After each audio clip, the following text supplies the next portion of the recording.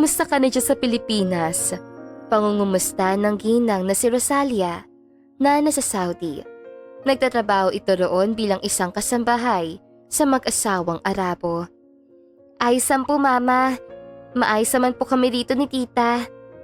Ngayong taon ka nagagraduate anak, hindi ba? Opo mama, ngayong taon na po. Uuwi ako dyan anak, para naman makadalaw ako sa graduation mo. Magpapaalam ako sa amo ko. Huwag ka mag-alala, sobrang bait ng amo ko. Siguradong papayagan niya akong magbakasyon dyan ng kahit 2 linggo lang. Wag na po mama. Ayoko pong maabala pa kayo. Sabi ng anak na si Nadine. Bakit anak? Ayos naman sa akin. Hindi naman ako naaabala. At bakit naman ako maabala? Ayaw mo ba akong dumalo sa graduation mo? Hindi naman po mama.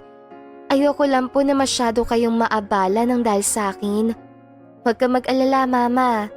Magsasend ako sa iyo ng mga graduating picture ko. Hindi anak, ayos lang talaga. Pero nakakatakot po kasi. Baka mamaya biglang bumagsak ang eroplano sa sasakyan niyo. Natawa si Rosalia. Ano ka ba anak? Promise, ayos lang talaga ito sa akin. O paano? Ibababa ko na ang phone ko at may tatapusin pa ako mga labahin. Ingat ka dyan ha? Kayo din po mama. At ibinaba na nila ang kanilang phone. Napabuntong hininga si Nadine. Ang kanyang tita sa side ng ama na si Cheryl ay nasa gilid lamang at nagwawali sa sala. Oh, ang mama mo? Ano raw ang sabi niya? Tanong ni Cheryl. Uuwi daw po siya dito para magbakasyon. Dadalo raw po siya sa graduation ko. May pag-aalala kay Nadine. Oh, anong gagawin mo ngayon? Napaisip si Nadine. Ngunit kahit anong isip niya, ay wala siyang maisip na magandang palusot upang pigilan na umuwi dito ang kanyang ina. Hindi ko po alam tita. Ayan na nga bang sinasabi ko? Bakit pa kasi hindi mo pa sabihin sa kanya na tumigil ka sa pag-aaral at may anak na? Kung noon mo pa sinabi yan, di sana wala ka ng problema ngayon. At sana hindi mo pinaasa ng gano'n si Rosalia. Hindi ko po kasi alam kung paano ko sasabihin sa kanyang totoo. Sobrang laki ng tiwala niya sa akin na makakapagtapos ako ng pag-aaral. Tapos ganun lang po ang nangyari. Kasalanan mo yan. Yang lalaki mo kasi ang inaatupag mo. Ipinaglaban mo pa talaga sa akin ang gagong yun. Nasaan na siya ngayon? Ayun, may binuntis pa palang 2 babae. Ni piso hindi man lang nagbigay ng sustenso sa inyo. Yung pinapadala sa'yo ng mama mo para sa pag-aaral mo, ayun, nauubos na sa pang-diaper at panggatas ng anak mo. Diyos ko, ay nako, kung ako ang mama mo, siguradong hihimatayin ako kapag nalaman kong ganito lang pala ang nangyari sa iyo. Walang ibang nagawa si Nadine kung hindi ang mag-alala para sa magiging reaksyon ng ina. Maraming araw ang lumipas, kinukumbinsi ni Nadine ang ina na wag nang umuwi rito sa Pilipinas. Ngunit mapilit talaga ang ina. Dahil dito ay lubos na napaisip si Rosalia. Nagtataka siya kung bakit ganoon na lang siya kung ipagtulakan ng anak. Senior high school noon si Nadine na magtungo ang inang si Rosalia sa ibang bansa upang magtrabaho. Noong una ay nagagampanan pa naman ni Nadine ang kanyang dapat na ginagawa bilang isang estudyante at iyon ay ang mag-aral ng mabuti. Ngunit nagbago ang lahat nang dumating sa buhay niya ang lalaking si Rafael, kaklase niya. First year college na siya noon, nililigawan siya ni Rafael. At dahil gusto rin niya ang binata, ay naging sila. Inilihim ni Nadine ang kanyang relasyon kay Rafael kahit sa mismong tita pa niyang si Cheryl. Hindi pa tumatagal ang kanilang relasyon ay may nangyari sa kanilang dalawa ni Rafael. Paulit-ulit itong nangyari.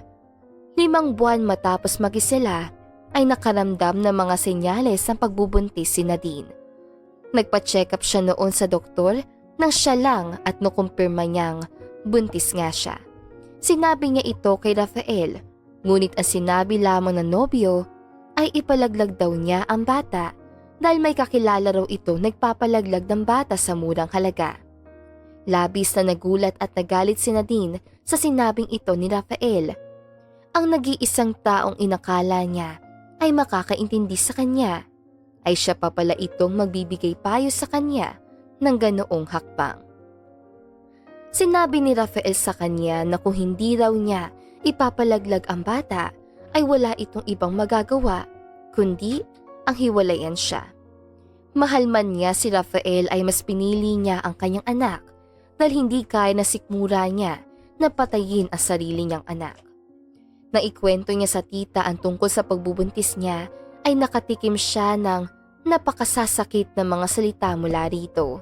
Ngunit sa huli ay tinanggap pa rin siya nito dahil sa dulo ng araw ay pamangkin pa rin siya nito.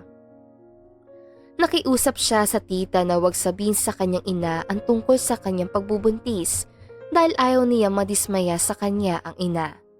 Pumayag naman ng tita dahil halos magmakaawa siya na makiusap siya rito. 4 na taon ang lumipas, ngayon ay 3 taong gulang ng anak niya si Patricia. Mag-isa niya itong inaalagaan. Lahat ng pera na ipinapadala sa kanya ng ina ay sa anak niya ito napupunta. Sa ngayon ay hindi pa niya alam kung ipagpapatuloy pa ba niya ang pag-aaral. Pero knowing na mag-isa lang niyang inaalaga ng anak, hindi niya maisip anytime soon na makakapag-aral siya. Mas gusto niyang unahin ang kapakanan ng kanyang anak. Isang araw, kumakain ng agahan sa kusina si Nadine, ang tita niya at si Patricia. Kailan daw magpapadala ang mama mo? Lahat ng padala niya sa anak mo na pupunta, sabi ng tita. Madedelay lang po ng 5 araw, tita. Nasa abroad daw kasi ang amo niya at hindi may ibigay sa kanya ang sahod niya. Paano kayo ngayon yan? May naitabi ka bang pera dyan? Wala nga po, tita Puntahan mo yung punyemas na tatay niyang anak mo. Kapag ako hindi nakapagpigil, magkakabaranggayan talaga tayo. Puro lang siya pasap sa buhay. Tita, wag na po. Alam niyo na nga po may 2 pa siya na buntis. Kagador lang naman po ang trabaho niya. Sobrang liit po. Ayoko na pong makaabala sa kanya. Ay, iha. Hindi ka nakakaabala sa kanya. Siya ang nakakaabala dahil sa hindi niya pagsustento sa inyo ng anak niyo. Yan ang problema sa'yo. Palagi mo na lang iniisip ang ibang tao. Hindi mo na tinitignan ang sarili mo. Kaya ka niloko ng lalaking yon kasi lagi siya na lang ang bida. Sa galit ni Cheryl ay sumakay siya ng tricycle at sinugod sa bahay ng mga magulang si Rafael. Sobrang nag-alala naman si Nadine kaya sumakay din siya ng tricycle, dala si Patricia upang sundan ang tita. Hindi naman kasi niya pwedeng iwan sa bahay ang anak na mag-isa. Halos 5 minuto tsaka nila narating ang bahay ng pamilya ni Rafael. Pagdating ni Shelly sa bahay ng mga magulang ni Rafael ay pinindot niya ang doorbell. At minsan ay pinapalo rin niya ng malakas ang gate ng bahay. Matapos ang halos 2 minuto ay bumukas din ang gate. Ang ina ni Rafael ang nagbukas ito. Ano ba yan? Bakit ka pupukpok ng pukpok sa gate namin? Sabi ng ina ni Rafael na si Perla. Nasaan ang anak mo, Perla? Tanong ni Cheryl. Wala ritong anak ko. Nasa trabaho siya. Bakit po siya hinahanap? Kailan magsusustento yung anak mo sa pamangkin ko? Aba, ni pisong duling walang binigay yung magaling mong anak sa anak niya. Aba, hindi naman pwedeng ganoon. Tama po ba, Perla? Ay nako, huwag niyo ko idami sa problema niyo. Kung gusto mo hintayin mo siya dito hanggang mamayang gabi. Tapos kapag dumating na siya, tsaka mo siya kausapin. Perla, anak mo yang si Rafael. Kaya ikaw dapat ang nagkukumbisi sa kanya na magsustento sa anak niya. At hindi pwedeng kung sino-sino ang bubuntisin niya. Pagkatapos ay iiwanan na lang niya bigla. Ano siya, aso? Wag na wag mong pagsasalitaan ng ganyan ang anak ko, Cheryl. Ni hindi nga natin sigurado kung anak ba talaga ng anak ko yung anak ng pamangkin mo. Balita ko kung kani-kaninong lalaki ni sumasama yung pamangkin mo. Dumating si Nadine at narinig niya ang mga sinabi ni Perla. Tita, huwag naman kayo magpakalat ng ganyan chismis. Never ako sumama sa kung kani-kaninong lalaki. Si Rafael ang ama ng anak ko at wala nang iba. Naghalukip-kip ng mga braso si Perla. Abay, sinasabi ko lang kung ano mga naririnig ko. At saka totoo naman, hanggat hindi natin na ipapa-DNA test ang bata, hindi natin malalaman kung si Rafael talaga ang tatay ng anak mo. At kahit siya pa ang ama ng anak mo, bakit ka ba kasi nagpabuntis? Ayan tuloy ang napala mo. Puro kayo mga pasarap sa buhay. Hindi ko kailangan magpa-DNA test dahil alam ko sa sarili kong si Rafael ang tatay ng anak ko. Hoy Perla, babalikan ko dito yung anak mo. At kapag hindi pa siya nagsusustento sa anak niya, talagang ipapabarangay ko na ang balahurang lalaking yan. Tara na nga Nadine. At umuwi na sila. Hiyang-hiya si Nadine dahil narinig ng anak ang mga napag-usapan nila. Anya sana, hindi na lang niya sinundan ang tita upang hindi iyon marinig ng anak. Nang maggabi, habang kumakain ng hapunan, ay may kumatok sa pinto ng kanilang bahay. Pinagbuksan ito ni Nadine at nagulat siya na makita si Rafael. Nadine, bakit ka naman pumunta sa bahay? Alam mo namang nandoon ang girlfriend ko. Sumilip din sa pinto si Cheryl. Bakit kami pumunta sa bahay mo? Ano pa? Di para kunin ang sustento para dyan sa anak mo, sabi ni Cheryl. Hindi ko naman anak yan, sabi ni Rafael, ngunit alam niyang anak talaga niya si Patricia. Gumagawa na lang siya ng dahilan para hindi siya makapagsustento. Sinampal ni Nadine na malakas si Rafael. Anong hindi mo anak? Alam mo sa sarili mo na ikaw lang ang nag-iisang lalaki ang nakagalaw sa akin. Kaya bakit may tinatanggi ang anak mo? Kung ayaw mo magsustento, huwag kang magsustento. Pero huwag mong ipinapakala sa mga tao na hindi mo anak si Patricia dahil alam mong anak mo siya. Kung ganun, huwag na kayong pupunta sa bahay at manghingi ng sustento. Nag-aaral ang girlfriend ko at graduating na siya ngayong taon. Ayoko mabulabog ang isipan niya na dahil sa inyo. Hoy, leching lalaki ka! Ang kapal na mukha mo! Hindi ko alam kung saan mo kinukuha yung kapakalan ng mukha mo. Huwag mong ipinagmamalaki sa amin yung graduating mong babae. Tita, tama na po. Huwag na natin siyang pilitin. Tumahimik ka.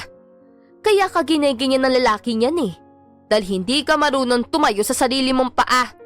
Puro ka paawa kaya wala kang nararating sa buhay. Hoy, ikaw ponyemas ka. Huwag mong ipinagmamalaki sa pamangkin ko na graduating ang girlfriend mo. Dahil kung hindi mo siya binuntis, graduating na rin siya dapat ngayong taong ito. Ikaw ang sumira sa buhay ng pamangkin ko. Hindi ako ang nakabuntis dyan. Maniin pa ring pagtanggi ni Rafael at saka ito umalis papalayo. Tita, hayaan na po natin siya. Huwag na natin siyang pilitin magsustento kung ayaw niya. Bahalak sa buhay mo. Huwag mo sanang pagsisihan yan, sabi ni Cheryl at bumalik na sa pagkain. Napaiyak na lamang si Nadine. Galit na galit siya nang ipagmalaki ni Rafael na graduating na ang girlfriend nito. Sising-sisi siya na binigay niya ang sarili sa lalaki. Kung hindi sana niya ito ginawa, ay sana ay magiging proud pa sana ang kanyang ina sa kanya. Ngunit wala nang magagawa pa ang kanyang pagsisisi. Nang gabing iyon ay nagbukas siya ng Facebook at dumaan sa newsfeed niya ang mga dating kaklase na nagpa-post ng kani-kanilang practice sa graduation. Mas lalo pa siya naiinggit nang makita ang mga ito na magtatapos na ng kolehiyo. Isang araw ay nagsuot siya ng school uniform na hiniram niya sa dating kaklase. Matapos ay nagtungo siya sa isang coffee shop at nag-selfie doon. Ipinost niya ito sa kanyang story sa Facebook. Ini-customize niya ang settings noon para ang kanyang ina lamang ang makakakita nito. Wala pa 10 minuto ay sinin na ito ng kanyang ina at nag-heart react. Nag-send pa na message ang ina sa kanyang story. Sinabi ng ina sa reply na proud ito Nagagraduate na siya. Sa kabilang banda, naglilinis si Rosalia sa sala ng bahay ng amo nang mapaisip siya sa isang bagay. Ni minsan kasi ay hindi nag-post ang anak sa social media tungkol sa mga nangyayari sa buhay nito sa school. Ni wala man lang siyang nakitang litrato ng anak na nakasuot ng school uniform. Isang beses lang niya nakita ang anak na nakasuot ng school uniform at ipinost ito sa story sa Facebook. Tingin niya ay sobrang weird nito. Kung tignan niya ang timeline ng Facebook ng anak, ay para bang hindi ito sa isang estudyante. Dahil na intriga ay kinuha niya ang phone sa bulsa ng kanyang pantalon at tinawagan si Cheryl. "Hello ate," sabi ni Rosalia. "Oh Rosalia, at napatawag ka?" Ani ni Cheryl sa kabilang linya. "Kamusta na kayo dyan ng anak ko? Mabuti naman bang kalagayan niyo dyan?" "Oo, ayos naman. Pasensya na nga pala kung nadali yung sahod ko ha. Siguro naman nasabi na ni Nadine sa iyo ang rason." "Nako, hayaan mo na yon. Ikaw pa, musta ka naman ba dyan?" "Heto, ayos lang din." "Nga pala ate, matanong ko lang, ayos naman ba ang pag-aaral ni Nadine dyan?" Inabot na 5 segundo tsaka nakasagot si Cheryl. Mahalata ang discomfort sa tono ng boses ito. "Oo, maayos naman." "Ganon ba? Kasi napansin ko parang wala siyang mga post sa Facebook niya na tungkol sa pag-aaral niya. Kaya nagtaka lang ako kung bakit." "Ah, ganoon ba? Baka tinatamad lang mag-post. O bueno, busy kasi ako ngayon. May sasabihin ka pa bang iba?" "Aalis na kasi ako. Pupunta na ako sa trabaho ko." Sige. Pasensya na sa istorbo. Sige na, ibaba mo na. Ingat kayo dyan lagi. Ikaw rin dyan." At kanilang ibinaba na ang kanilang phones. Nilapitan ni Cheryl si Nadine na nasa kusina at nagtitimpla ng gata si Patricia. "Nadine, tumawag ang mama mo." "Ano raw po sabi?" Para nagsisimula na siya magduda sa iyo. Tinanong niya ako kung ayos naman daw ba ang pag-aaral mo. Ang sabi ko maayos naman. Tapos sinabi niyang hindi ka daw kasi nagpo-post sa Facebook mo ng mga pang-estudyante na post. Baka nagtaka siya kung bakit wala ka man lang ni isang post sa Facebook mo na naka-uniforme. Nabahala si Nadine. "Ano po sinabi niyo, tita?" Wala. Sabi ko na lang baka tinatamad ka." "Nadine, ayoko magsinungaling sa mama mo. Yun na ang huling beses na magsisinungaling ako sa kanya. Isang beses pa siya magtatanong sa akin at sasabihin ko ng totoo. Hindi ako komportable na magsinungaling sa kanya. Pag uwi niya dito, kapag nalaman niyang hindi ka naman pala gagraduate, siguradong ako ang pagagalitan nun." "Pasensya na po tita. Promise po, aakuhin ko po ang lahat ng kasalanan. Sasabihin ko po sa kanyang nagmamakaawa ko na wag mo yung sabihin sa kanya." Wala naman ako magagawa. Ewan ko ba kung bakit ako pumayag na ilihim ito sa mama mo. Kung ako sa'yo, habang maaga pa, sabihin mo na sa nanay mong totoo. Para naman hindi na siya magsayang ng ticket at oras dito sa pag-uwi. Siguradong mas masasaktan siya kapag dito pa niya nalaman na hindi ka pala gagraduate. Ngayong sinabi ito ng tita ay mas lalong nangamba si Nadine sa posibleng maging reaksyon ng kanyang ina. Hanggang sa dumating na ang araw ng flight ni Rosalia patungo sa Pilipinas. Nagpaalam na siya ng maayos sa kanyang amo at sinabing babalik siya matapos ang 2 buwan. Mabait ang kanyang amo at binigyan pa siya ng 1,000 reals para daw sa pangbakasyon niya. Lubos itong ikinatuwa ni Rosalia. Ganoon na lang ang pasasalamat niya sa amo. Nang siya'y sumakay sa eroplano, ay sobrang sabik na sabik siya sa kanyang pag-uwi. Pinagbastan pa niya ang larawan ng kanyang anak. Tumulo na lamang ang luha mula sa kanyang mga mata dahil sa sobrang tuwa dahil matapos 5 taon ay muli na sila magkikita ng anak. Hindi niya sinabihan sina Nadine at Cheryl na ngayong araw siya uuwi dahil nga gusto niyang sorpresahin ang dalawa. Marami pa siyang dala mga pasalubong kabilang ang mga mamahaling damit, bag at brand new iPhone para sa anak. Hindi rin niya kinalimutan na pasalubungin si Cheryl bilang pagtanaw ng utang na loob sa pag-aalaga nito sa anak niya. 10 oras ang flight niya mula Riyadh hanggang Maynila. Dumating siya sa Pilipinas ng 10 a.m. Sumakay siya ng taxi, bit-bit ang dalawa niyang mga maleta. Ang isang maleta ay para sa mga gamit niya. Ang isang maleta ay puno ng mga regalo para kina Nadine at Cheryl. Dumating siya sa bahay ni Cheryl ng 1:00 ng tanghali. May nakita siyang isang batang babae na naglalaro sa labas ng bahay. Kaya laking pagtataka niya kung sino ito. Gayunman ay hindi din niya ito pinagtuunan ng pansin. Bukas ang pinto ng bahay ngunit kumatok pa rin siya sa pinto. At nakita niya si Cheryl na nakaupo sa sopa sa sala at nagtutupi ng mga damit. Kitang-kita niya ang gulat sa mga mata ni Cheryl. "Rosalia!" Pulala si Cheryl. Ngumiti si Rosalia. "Kamusta ate?" Nilapitan siya ni Cheryl. "Kailan ka dumating?" "Ngayong araw lang ate." "Bakit hindi ka man lang nagpasabi sa amin para nasundo ka namin?" Gusto ko sana kayong surpresahin may mga dala nga pala akong regalo sa inyo ng anak ko." Hindi komportable si Cheryl. Tinulungan niya itong ipasok ang mga maleta at pinaupo sa sopa. Binigyan din niya ito ng malamig na tubig at pinasalamatan naman siya ni Rosalia. "Nasaan ang anak ko? Nasa school ba?" "Nandyan siya sa kwarto niya." Wala ba siyang pasok ngayon?" Hindi makasagot si Cheryl. "Teka, tawagin ko lang siya. Nadine! Bumaba ka dito!" Bumaba nga si Nadine sa kwarto nito at nang makita nito ang ina na nakaupo sa sala ay nanayo ang mga balahibo niya sa katawan dahil sa matinding takot at gulat. "Mama?" Ngumiti si Rosalia. "Kamusta anak?" Marahang bumaba si Nadine at nilapitan ng ina at si Cheryl sa sala. Nagkatitigan pa sila ni Cheryl at halatang hindi sila komportable. Ramdam ni Rosalia ang kaba sa kanila. "Rosalia, mabuti pa alis muna ako ha. Kailangan niyo mag-usap dahil may kailangan ka malaman.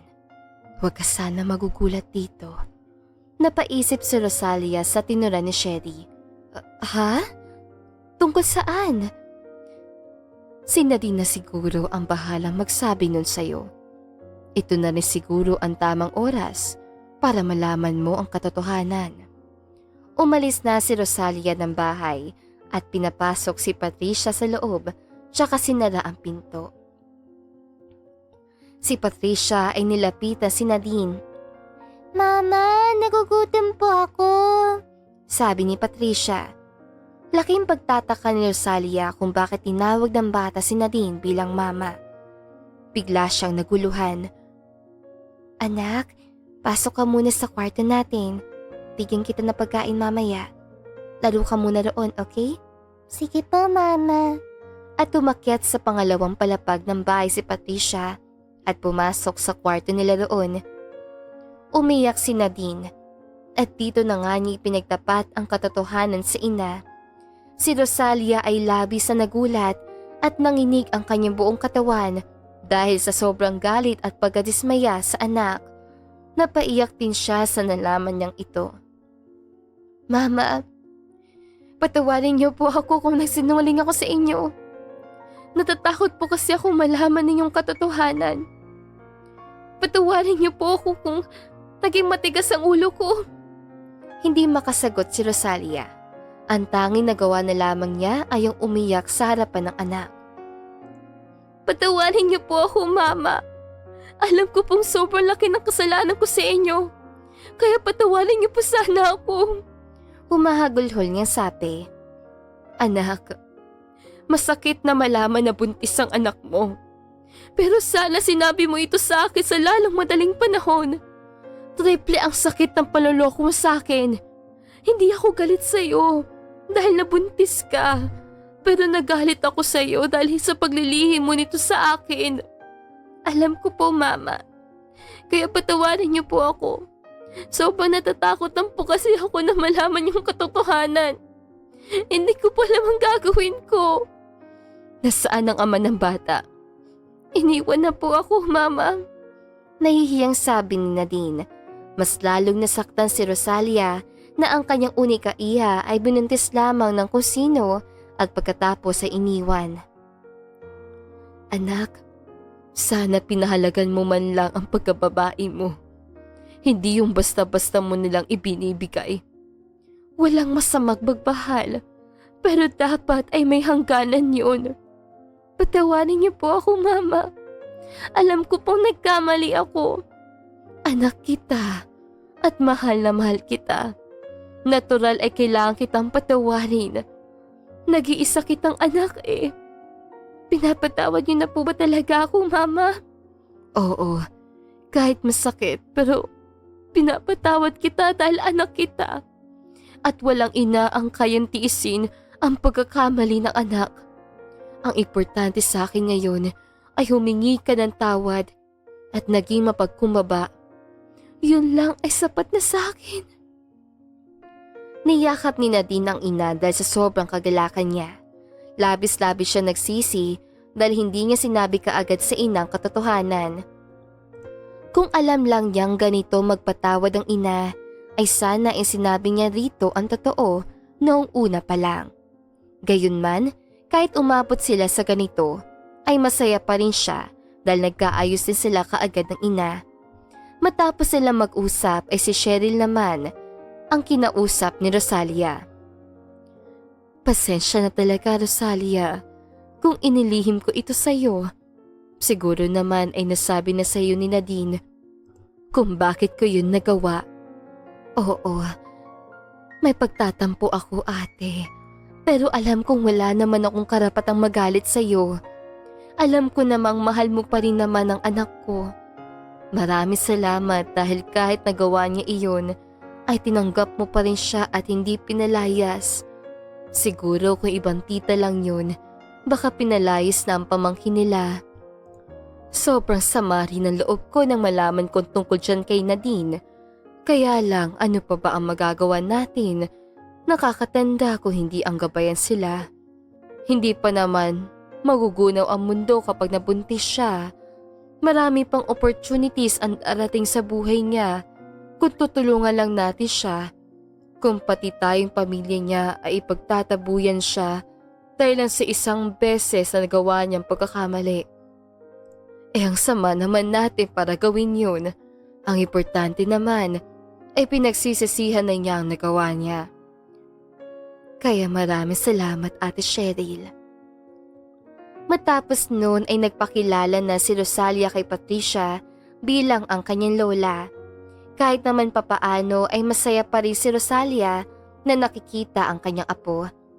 Biglaan man ay hindi pa rin may tatanggi ang saya sa kanyang puso. Kinausap din ni Rosalia si Nadine tungkol sa ama ni Nadine at dito sinabi ni Nadine na iniwan siya ni Rafael at itinatanggi nito na anak nito si Patricia. Sobrang galit na galit si Rosalia nang malaman ito, lalo pa nang malamang ipinagkakalat ng pamilya ni Rafael na ibang lalaki ang tatay ni Patricia, nang ibig sabihin naman ay tila gusto nilang iparating na kung kani-kaninong lalaking pumapatol ang anak. Sobrang nasaktan siya at nagalit, kaya naman nagtungo siya sa barangay upang matulungan silang kumuha ng sample ng buhok ni Rafael para sa gagawing paternity test kay Patricia at Rafael. Nakipag-cooperate naman si Rafael. Sinagot ni Rosalia ang pang-paternity test para lamang magkaroon ng kalinawan ang lahat at upang malinis ang reputasyon at dignidad ng anak laban sa mapanirang mga salita ng pamilya ni Rafael. Isang araw ay lumabas na ang resulta ng paternity test at kumpirmado ngang si Rafael ang ama ni Patricia. Nagdemand si Rosalia ng pagsustento para kay Patricia. Ginawa niya ito upang bumigat ang bulsa ni Rafael nang sa ganoon ay makaganti man lang sila rito. Kahit ayaw itong gawin ni Nadine, ay siya ang nagpumilit. Ayaw niyang maging masaya si Rafael sa piling ng bago nitong partner na ipinagmamayabang nitong graduating sa kolehiyo. Habang mayroon itong partner na magtatapos ng kolehiyo, ay may babae naman itong inanakan at pinabayaan. Hindi niya ito matanggap. Matapos noon ay kinausap ni Rosalia si Nadine kung gusto pa ba nitong mag-aral muli. Noong una ay hesitant pa si Nadine dahil nga wala raw mag-aalaga kay Patricia. Sa kabutihang palad naman ay nagkusa si Cheryl at sinabing tutulong siya sa pag-aalaga sa bata. Nang malaman ito ni Nadine ay walang pagdadalawang isip siyang pumayag na mag-aral ulit. Matapos ang isang buwan ay umalis pabalik sa abroad si Rosalia at mas nagsumikap siya sa pagtatrabaho para maibigay ang lahat ng mga ngailangan ni Nadine at Cheryl sa bahay. Si Nadine naman ay isinantabi muna ang mga maliligaw at nag-focus siya sa pag-aaral. Matapos ang 5 taon ay nakagraduate siya sa kursong HRM at naging isang head chef sa isang 5-star restaurant. Mas naging proud si Nadine sa kanyang naabot na achievement. Kung dati ay minamata siya ng mga kapitbahay dahil sa simpleng pagkakamali, ngayon ay mas naging respetado na siya sa paningin ng mga ito, lalo na kay Rafael. Si Rafael kasi ay iniwan ng kanyang dating nobya na pinagmamalaki nito. Naghanap kasi ito ng lalaking nakapagtapos din ng college at may propesyon. Samantalang si Rafael ay nanatiling nagtatrabaho sa construction. Sinubukan pa niya makipagbalikan kay Nadine nang malamang profesional na ito, ngunit wala na ang pagmamahal at respeto ni Nadine para sa kanya. Sa huli ay nag-focus na lamang si Nadine sa pagpapaaral kay Patricia na ngayon ay grade 6 na.